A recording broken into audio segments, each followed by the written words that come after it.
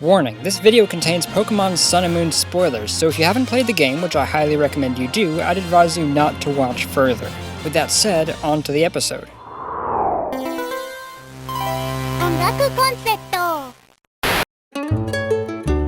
Pokemon Sun and Moon was a big shift for the Pokemon franchise, and one that I felt was handled pretty well. I'll admit that I wasn't keen on the soundtrack at first. Don't get me wrong, I love the town themes, and Lillie's theme was so gorgeous I actually set my 3DS down and just listened for a solid 5 minutes the first time I heard it, but I felt some of the arrangements suffered from being overly busy, and the MIDI guitars struck me as a strange step backwards from the live guitars that X and Y had. That said, it really grew on me over time, and I ended up buying the soundtrack on iTunes. While listening through it, I came upon a certain realization involving our friend Guzma. But before I can get into that, I have to talk about motifs. The Oxford English Dictionary defines motif as a dominant or recurring idea in an artistic work.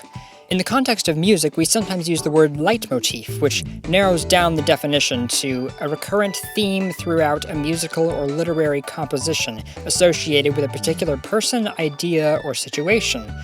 Motifs are an important asset for video game composers because they tie a soundtrack together in a way that aids storytelling, and Pokemon Sun and Moon is not without its motifs.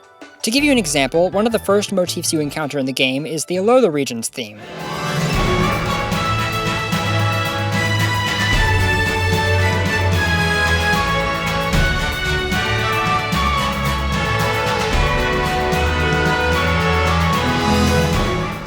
This melody is associated with the region as a whole and can be considered the main theme of the game.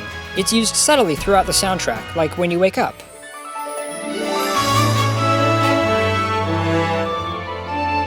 And in the home music.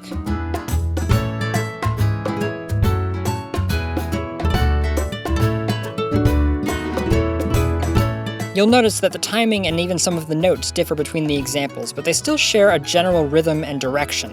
The motif is still recognizable. Often, single characters will have motifs of their own. Lillie plays an important role in the story, and her motif can be heard in several tracks, including her own theme,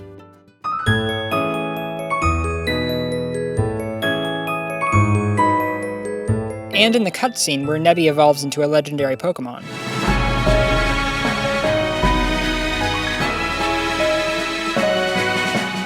There are many more motifs we could talk about in this game, but you get the idea, right? So where does that leave Guzma? Well, for those of you who've played the game, you'll know that Team Skull was actually working with Aether Foundation as a part of Lusamine's plot.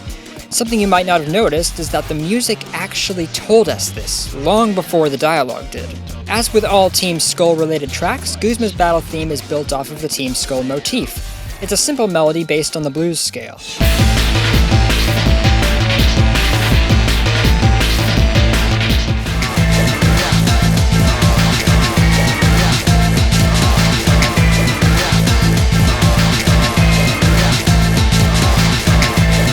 But if you keep listening, you'll hear this.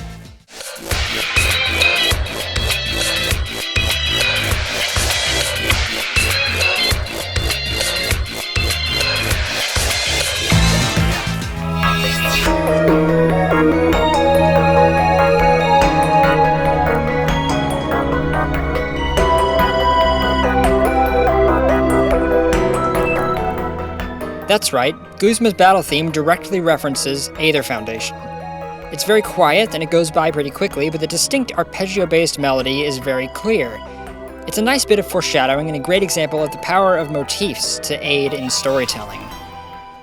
Thank you guys for watching, please hit that like button if you enjoyed it, and subscribe if you haven't for more video game music theory.